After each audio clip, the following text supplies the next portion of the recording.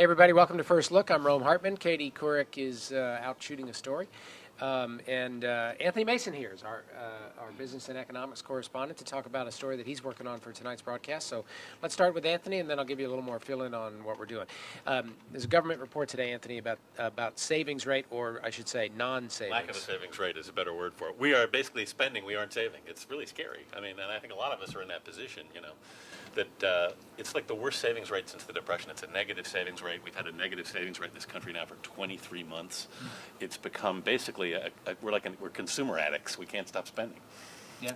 I mean, I think when I saw the government report that came out early this morning, it reminded me, I don't know the statistics, and I know you do, about where the United States ranks in terms of savings rates as compared to other developed countries, and we don't do so well. No, we're way down on the list, and I think it's if you go back like a decade, we were saving like 4%. If you go back like 25 years, it was in double digits.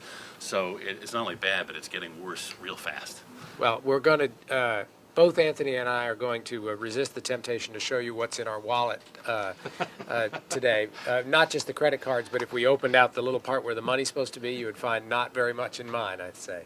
So thanks, Anthony. We'll look forward to that report. And we also have a bunch of interesting things that we're working on. Mark Phillips is in Paris tracking the conference of scientists who are looking at climate change. Mark was way out ahead of our competition with that story last week because he got an advanced look at a part of that report, and the scientists there finally reached consensus about just how serious the situation is when it comes to climate change and the state of the earth, and there's not much more that we can think of that's more important than that.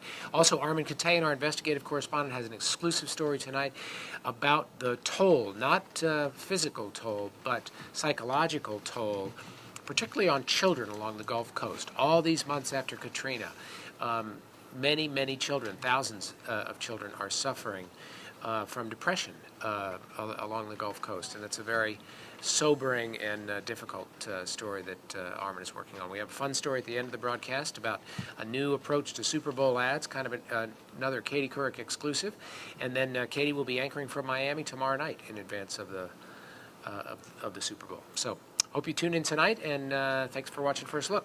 Thanks, Anthony.